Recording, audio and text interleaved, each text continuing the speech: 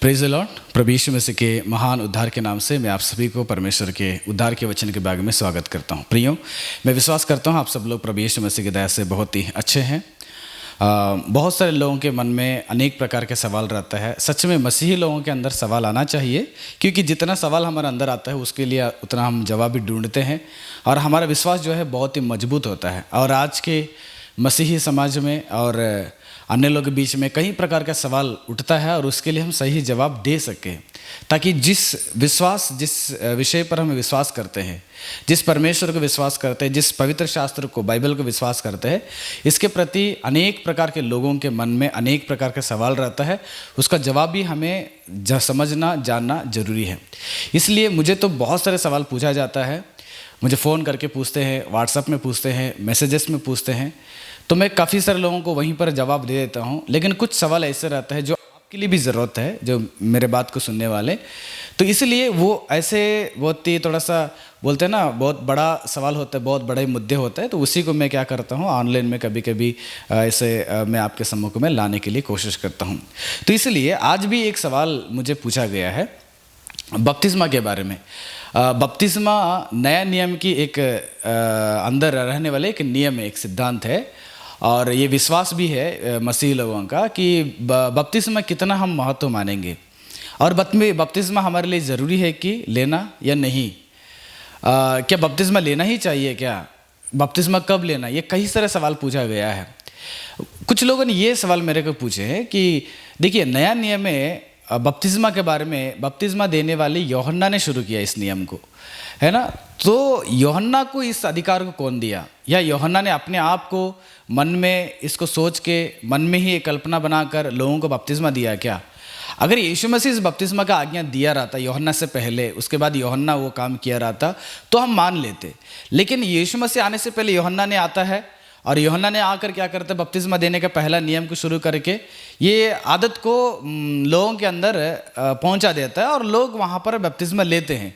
इसलिए हम इस बपतिस्मा लेने की क्या ज़रूरत है? ये तो यूहन्ना का नियम था ना, ये तो यूहन्ना की एक आज्ञा था और यूहन्ना का ये काम है, यूहन्ना ने शुरू किया था, इसलिए हमें बपतिस्मा ज़रूरत नहीं है करके बहुत सारे लोग बपतिस्मा को टाल देते हैं। बहुत सारे लोग ये सोचते हैं कि क्या बपतिस्मा लेने की इतना इंपॉर्टेंट है, बपतिस्मा नहीं लेंगे तो नहीं चलेगा क्या? अगर मैं बपतिस्मा लेता हूँ तो मुझे समाज से समस्या है, मेरे घर से समस्या है, मेरे साथ रहने वाले लोगों के साथ मैं जीने का बहुत मुश्किल हो जाता है, इसलिए मैं बपतिस्मा नहीं लेता हूँ। बपतिस्मा बिना लिए मुझे स्वर्ग में पहुँच सकता हूँ क्या करके बहुत सारे लोग ये भी मुझे सवाल पूछते हैं। ऐसे ही विश्वास करते हैं लोग, अरे बपतिस्मा की ज़रूरत नहीं, वो तो यूहन्ना का है बोल के बहुत सारे लोग सोचते हैं। और कुछ लोग ये सोचते हैं कि बपतिस्मा हमारे जीवन में ले सकते हैं, कभी कभी मरने के समय में ले लेंगे, या और 5 साल के बाद ले लेंगे, 10 साल के बाद ले लेंगे, 2 साल के बाद ले लेंगे। ऐसे बपतिस्मा को लोग क्या करते हैं, टालते हैं। इन सभी के मन में एक ही सवाल आता है कि ये जो बपतिस्मा का नियम है यूहन्ना के द्वारा उत्पन्न हुआ है, और ये नियम को हम क्यों माने, और ये नियम हमारे लिए कितना ज़रूरत है। मसीह के लोग आज कलीसिया में क्यों इसको उतना महत्व देते हैं करके बहुत सारे लोग बपतिस्मा नहीं लेना चाहते हैं। ठीक है प्रियो, यूहन्ना के जीवन में ये जो बात, ये जो काम है बपतिस्मा के बारे में, आपके और बहुत सारे लोगों के मन में सवाल है, और ये चीज़ को एक बार प्रभु यीशु मसीह ने भी उठाया था। यीशु मसीह ने जब इस संसार में आए थे, इस बात को उठाया था। उससे पहले हम वो चीज़ को पढ़ेंगे कि इस बपतिस्मा का नियम कहाँ से शुरू हो गया। मेरे साथ अगर मत्ती रचित सुसमाचार का 3 अध्याय का 5 से लेकर 6वां पद तक पढ़ते हैं, तो वहाँ से ये बपतिस्मा का नियम शुरू हो जाता है।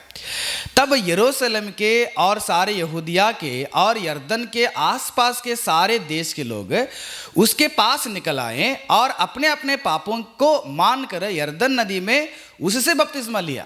लोगों ने यूहन्ना से बपतिस्मा लेना शुरू कर दिया। यूहन्ना ने ही सबसे पहला पानी से बपतिस्मा देने का नियम को शुरू किया। और ये बहुत से लोगों के मन में सवाल होगा, आपके मन में भी सवाल होगा कि इस अधिकार को यूहन्ना को किसने दिया और कहाँ से ये नियम शुरू हो गया करके। तो ये सवाल प्रभु यीशु मसीह के समय में भी यीशु मसीह ने खुद यहूदियों को, शास्त्रियों को, वहाँ के रहने वाले पुरनियों से भी पूछा था। जब यीशु मसीह ने सुसमाचार प्रचार करने के लिए आए, कई सारे लोगों को चंगाई चमत्कार कर रहे थे, सब्बत दिन के विषय में हो, चंगाई चमत्कार के विषय में हो, और कई सारे आज्ञाओं को परमेश्वर ने, यीशु मसीह ने बदलने के विषय में हो, कई सारे चीज़ था। और वो सारे चीज़ को लेकर शास्त्री लोगों ने और महायाजक लोगों ने और पुरनियों ने आकर यीशु मसीह से सवाल पूछे कि यीशु मसीह आपको ये सारा अधिकार कौन दिया? आप अपने से चंगाई करते हो, चमत्कार करते हो, चिन्ह करते हो, आप प्रचार करते हो, सुसमाचार, नए नए चीजें बताते हो, कहाँ से तुम्हारा अधिकार मिला है? तब यीशु मसीह ने उन लोगों को देखकर एक बात को पूछे। आप मार्कुस रचित सुसमाचार का 11वां अध्याय का 30वां पद को जाके पढ़ते हैं तो मेरे साथ उस वचन को पढ़िएगा। वहां पर यीशु मसीह ने कहते हैं, यूहन्ना का बपतिस्मा क्या स्वर्ग की ओर से था, वह मनुष्य की ओर से था? यीशु मसीह ने पूछा, यूहन्ना का बपतिस्मा देने का यूहन्ना जो बपतिस्मा दिया वो स्वर्ग से मिला, स्वर्ग के अधिकार से या स्वर्ग की ओर से मिला या मनुष्य की ओर से मिला? तब शास्त्रियों से, महायाजकों से, पुरनियों से जब पूछा गया तो उनके पास जवाब नहीं था। क्योंकि जवाब इसलिए नहीं था, अगर वो कहें कि स्वर्ग की ओर से मिला है तो लोग पूछते थे, यीशु में से पूछते थे, क्यों आप उसको विश्वास नहीं किया? क्योंकि वहां पर भी शास्त्री लोग या फरीसी लोग जितने भी है वह बपतिस्मा का विश्वास नहीं करते थे। यीशु में से पूछ सकते थे कि यूहन्ना के उस बपतिस्मा का क्यों विश्वास नहीं किए? अगर वो कहें कि यह मनुष्यों के द्वारा आया है तो वहां पर बपतिस्मा को मान्यता करने, लेकिन बपतिस्मा को मानने वाले, बपतिस्मा पर विश्वास रखने वाले कई सारे लोग थे, उनसे इनको समस्या आ जाता था। इसलिए वो लोग कुछ भी जवाब नहीं दिए, चुपचाप हो गए। लेकिन हमारे पास जवाब है प्रियो। यूहन्ना को बपतिस्मा देने वाले यूहन्ना को बपतिस्मा देने की आज्ञा कहां से मिला? हमारे पास जवाब है। और वह बपतिस्मा हम सबके लिए बहुत इंपॉर्टेंट है। इसलिए इंपॉर्टेंट है, यूहन्ना के विषय में या यूहन्ना बपतिस्मा देने से पहले ही यह नियम कलीसिया के अंदर बहुत ही इंपॉर्टेंट था, बहुत जरूरत था। ये आज हम सबके लिए जरूरत है, इसलिए बपतिस्मा को टालिए नहीं। क्योंकि प्रभु यीशु मसीह ने एक बात बताते हैं मत्ती रचित सुसमाचार के 21वां अध्याय के 32वें पद में, क्योंकि यूहन्ना धर्म के मार्ग से तुम्हारे पास आया है। यूहन्ना पैदा होने से पहले, जन्म लेने से पहले यूहन्ना के बारे में यीशु मसीह ने पुराने नियम में कई सारे बातें, और यूहन्ना जन्म लेने के बाद यीशु मसीह बताते हैं कि यूहन्ना धर्म के मार्ग को लेकर तुम्हारे पास आया है, वो अधर्म का व्यक्ति नहीं है। क्योंकि अच्छा चीज, पवित्र चीज, धार्मिकता की चीज, कितने भी जो भी होता है ना, जो अच्छा चीज होता है, धार्मिकता का होता है, जो पवित्र चीज होता है, वो सारे चीज स्वर्ग के परमेश्वर की ओर से मनुष्य को मिलता है। अच्छा चीज हमेशा परमेश्वर की ओर से मिलता है। प्रभु यीशु मसीह ने कहा, बपतिस्मा देने वाले यूहन्ना धर्म के मार्ग को लेकर क्या कर दिया? वो तुम्हारे पास आया है धर्म के मार्ग से, धर्म के मार्ग से, पवित्रता के मार्ग से। वो अधर्म के मार्ग से तुम्हारे पास नहीं आया है, यीशु मसीह ने कहा। इसलिए यीशु मसीह ने कहा, प्रियो, बाइबल में पुराने नियम में 2 वचन है। पहला वचन ये है, अगर मान के चलना मनुष्यों ने, मनुष्यों की इरादा से या मनुष्यों के इच्छा से या मनुष्यों की योजना से, मनुष्यों के कल्पना से, मनुष्यों के सामर्थ्य से अगर कोई एक सिद्धांत को तैयार करता है, मनुष्य को अपना खुद के फायदा रहता है। मान के चलना एक व्यक्ति दूसरे मनुष्य के मन में रहने वाले बातों को या मन में छिपा हुआ बातों को अगर निकाल कर कह देता है, उसमें उस व्यक्ति को, जो बताने वाला व्यक्ति है, उसको बहुत बड़ा फायदा है, वो अपने फायदा के लिए बताता है।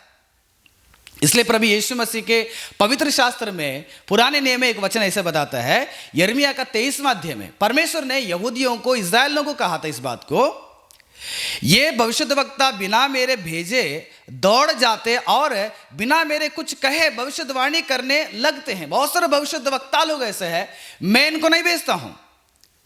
अगर कोई भविष्यद्वक्ता आपके सामने है तो उस भविष्यद्वक्ता के विषय में परमेश्वर ने अपने किताबों में या अपने ग्रंथों में भविष्यवाणी करना चाहिए कि ऐसा भविष्यद्वक्ता आएगा। यिर्मयाह के बारे में कहा गया था कि मां के कोख के अंदर रहने के उस समय में यिर्मयाह, मैंने आपको चुन लिया हूं।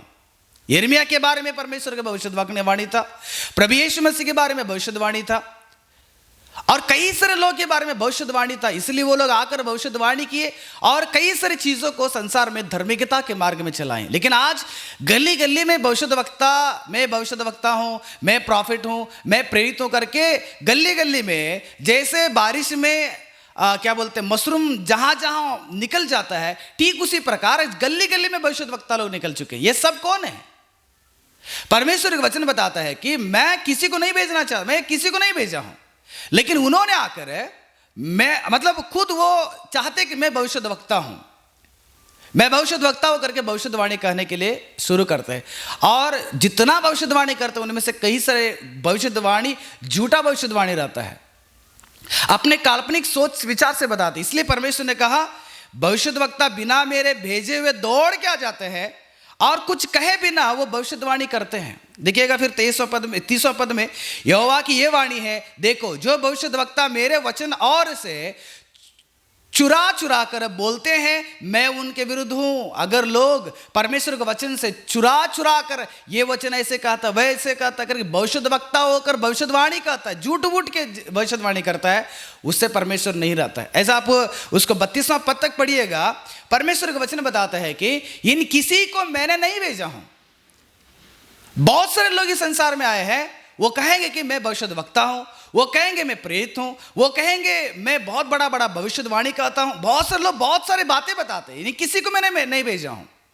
अगर भेजे बिना एक व्यक्ति आकर कहेगा, एक व्यक्ति आकर नया एक नियम को शुरू करेगा। आज कोरिया में देखिएगा, कोरिया में माता यरूशलेम और बहुत सारे लोग, उनका एक कहना मतलब यह है कि यीशु मसीह का दूसरा आगमन आ चुका है और यीशु मसीह आ गया दूसरा आगमन में, और यीशु मसीह का माँ भी है स्वर्ग में, माता यरूशलेम।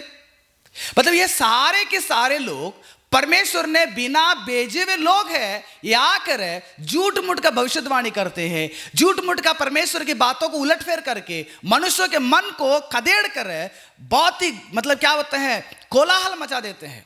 मनुष्यों को कंफ्यूजन हो जाता है किस चीज को विश्वास करना चाहिए। आज अगर बपतिस्मा का विषय में नया नियम में मत्ती रचित सुसमाचार के अंदर पहला बपतिस्मा देने वाले यूहन्ना से अगर शुरू हुआ है, तो ये आदत या ये नियम कहां से आ गया? बहुत सारे लोगों को सवाल है ये वाला, किसने बताया यूहन्ना को?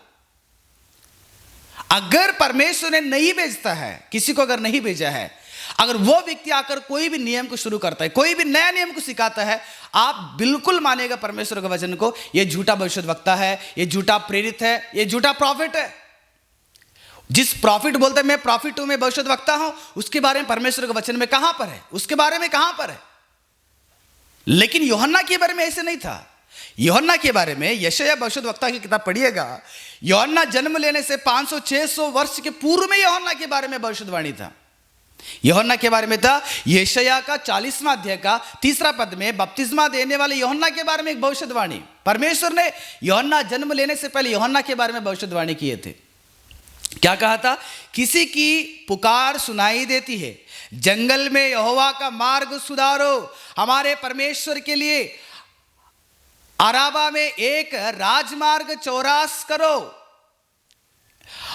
4 पद में हर एक तराई भर दी जाए और हर एक पहाड़ और पहाड़ी गिरा दिया जाए, जो टेढ़ा है वह सीधा और जो ऊंचा नीचे है वह चौरास किए जाए। ये जो भविष्यवाणी है बपतिस्मा देने वाले यूहन्ना के बारे में था।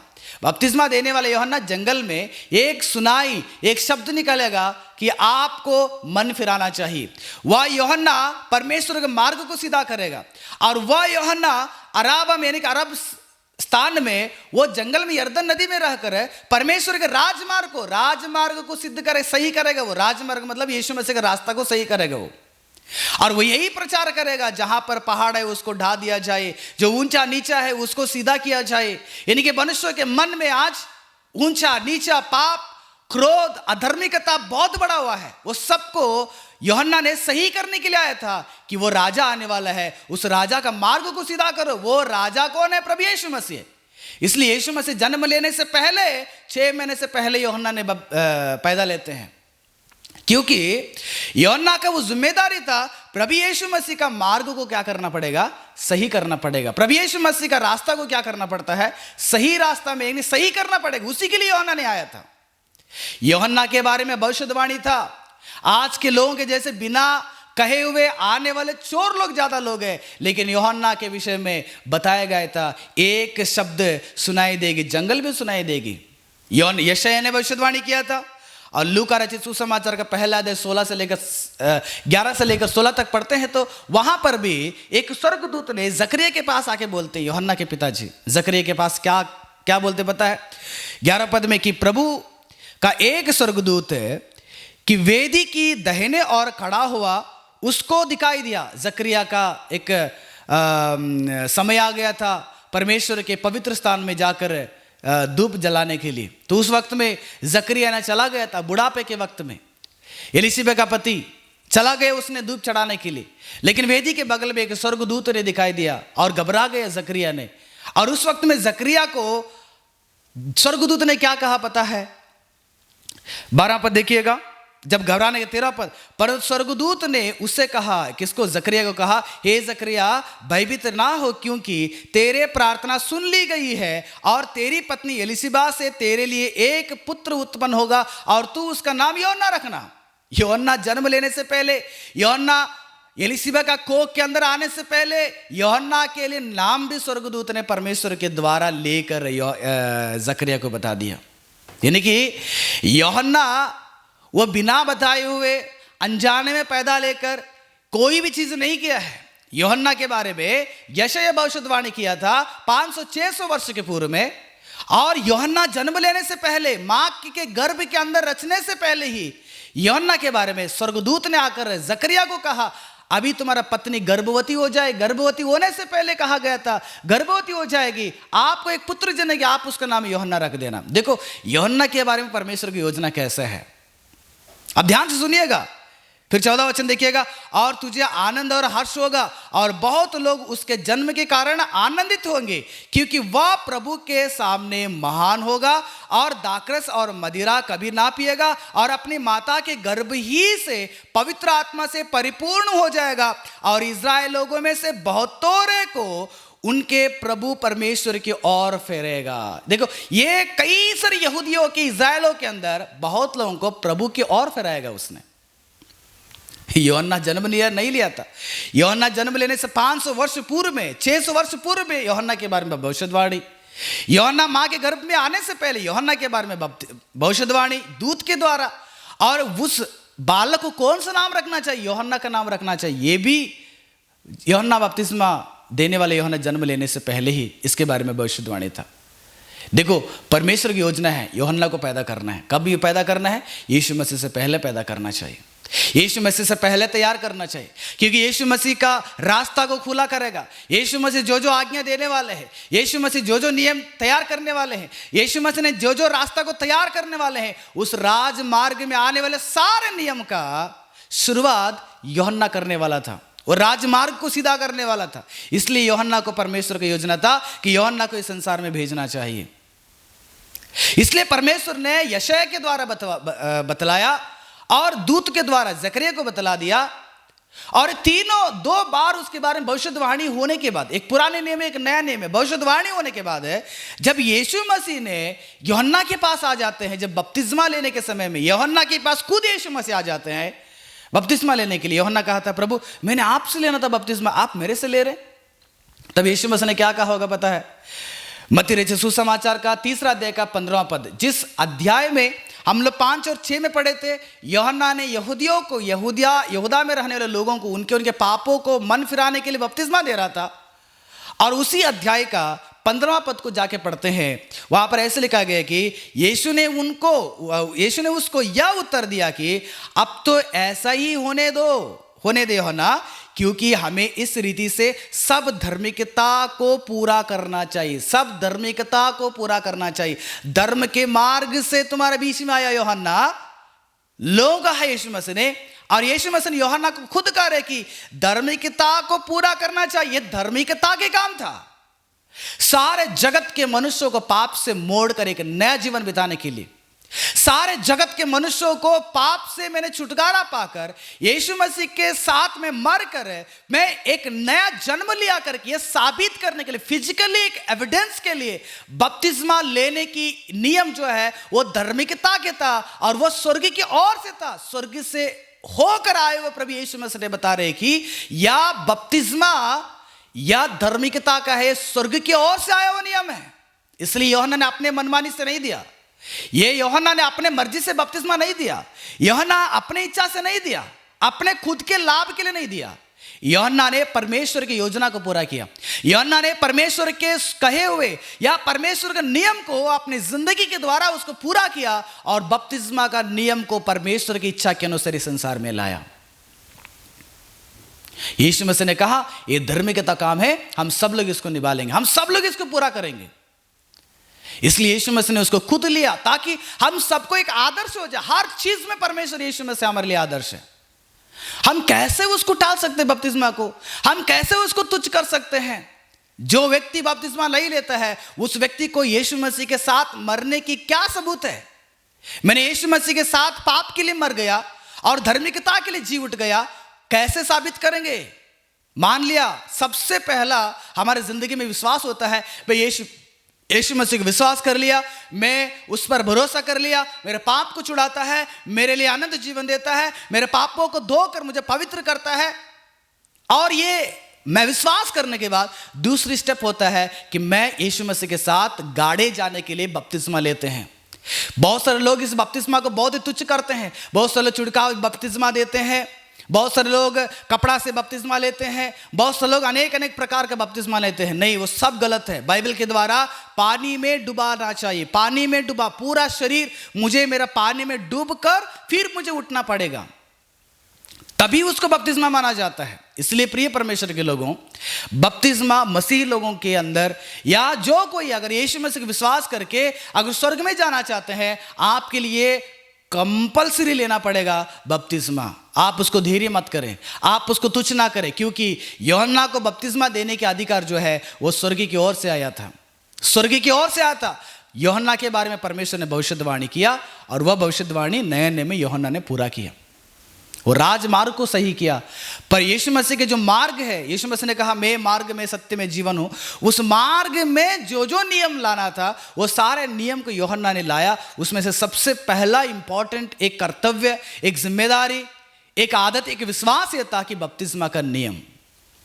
इसलिए प्रिय परमेश्वर के लोगों, मेरे और आपके जीवन में अगर कोई कहे कि बपतिस्मा क्या जरूरी है, बपतिस्मा देने वाले यूहन्ना की अधिकार कहां से मिला? ये अधिकार यूहन्ना को स्वर्ग की ओर से मिला, क्योंकि यूहन्ना चोर के समान नहीं आया है। आज एक व्यक्ति पैदा हो जाएगा और कहेगा मैं भविष्यद्वक्ता हूं, मैं भविष्यवाणी करूंगा, मैं प्रेरित हूं, मैं चमत्कार करूंगा। उनके बात मत माने। अगर कोई भी सामने, हम सब लोग यीशु मसीह के चेले हैं, आप यीशु मसीह के चेले हैं, मैं यीशु मसीह के चेला हूं। यीशु मसीह ने कहा चेलों को, आप जगत के कोने कोने में जाकर मेरा सुसमाचार करो, पिता पुत्र पवित्र आत्मा के नाम से बपतिस्मा दो, सबको मेरे चेले बनाओ। हम सब लोग यीशु मसीह के चेले हैं प्रियो। मैं यीशु मसीह का चेला हूं, ना मैं प्रेरित हूं, ना मैं प्रॉफिट हूं, ना मैं कोई बड़ा व्यक्ति नहीं हूं। आफ्टर ऑल मैं यीशु मसीह का चेला हूं।